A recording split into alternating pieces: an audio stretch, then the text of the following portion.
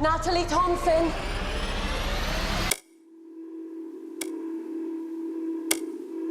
I know you've already been asked, but for the sake of the camera, are you sure you don't want legal representation? I don't need it. I can tell you that you've been arrested on suspicion of conspiracy to abduct Leo Newman. No comment. Nope. There's obviously been some sort of misunderstanding.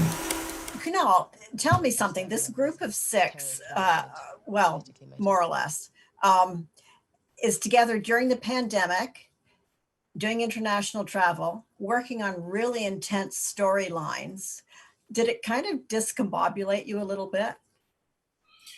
I'd say it was the opposite, to be completely honest.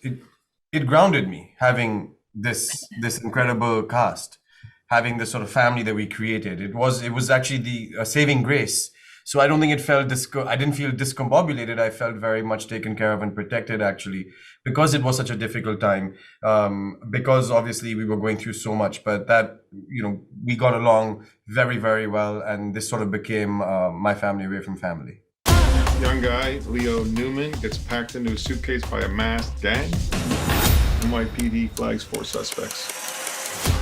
Elizabeth, I just wonder if you got the complete script in advance, or were they giving it to you over time?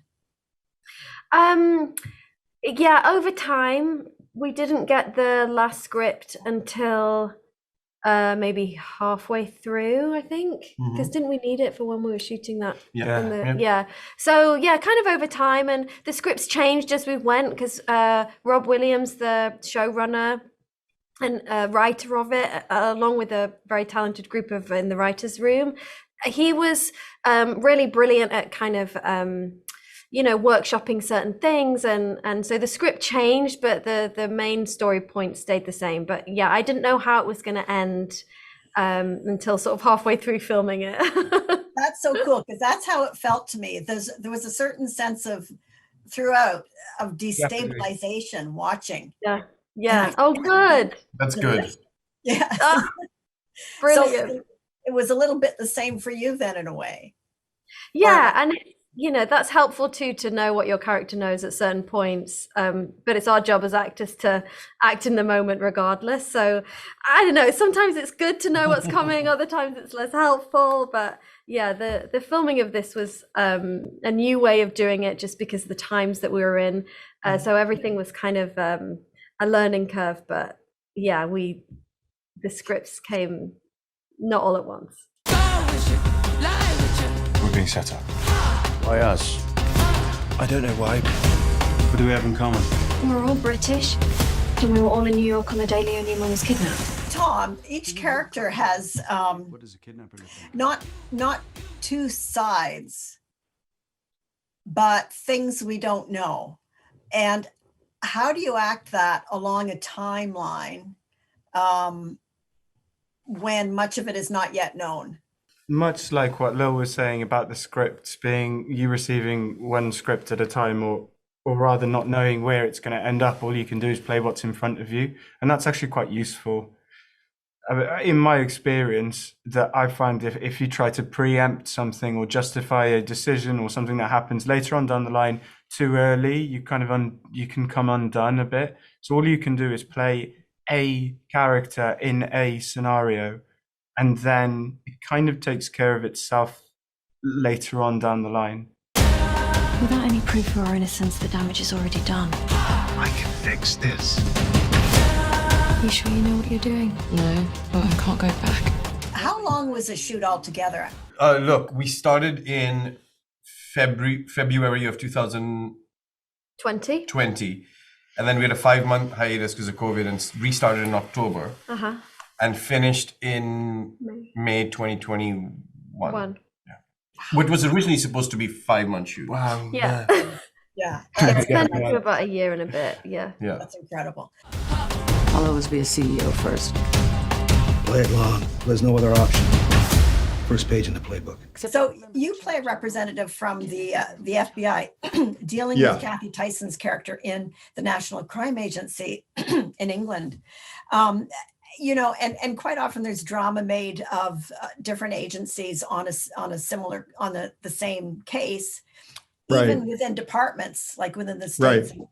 And I think it adds such an interesting freeze on because everybody wants to protect their territory. And Kathy Tyson's nose is really out of joint on this. So tell me about working with that and trying to deal with that as an agent.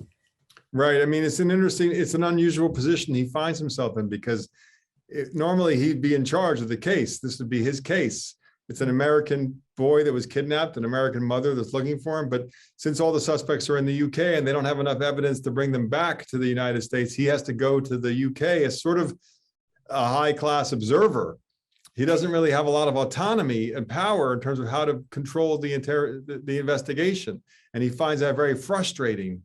And the British have a very different style of approach than the Americans. And he feels it's soft and weak and it's not going to get any results. And that's a source of a lot of tension and friction for him and between he and Vanessa, the British investigator. So it's an opportunity, I think, for Rob, the writer, to explore the cultural differences between the two countries and the two different approaches. And for these two characters to sort of find détente somewhere in the middle of how to proceed. You're being asked to communicate in order to free your only child. These people want you to tell the truth. We're getting deeper in. There is still a chance that people may understand everything you've done until now. You have underestimated these people right from the beginning. Britain is apparently the most surveilled country in the world. And everything you put out there is kept by certain people and your actions are watched. And I think, we kind of gave into this a long, long while ago. Did this series kind of raise that specter with you personally? Yeah, I mean, look, it certainly makes you stop and think because you realize, I mean, it's a battle that can't be won. And the world is becoming a surveillance world. There are cameras everywhere. They can track us through our phones, through our Google searches, through our internet browsing. I mean, everything we do is somehow known by someone else.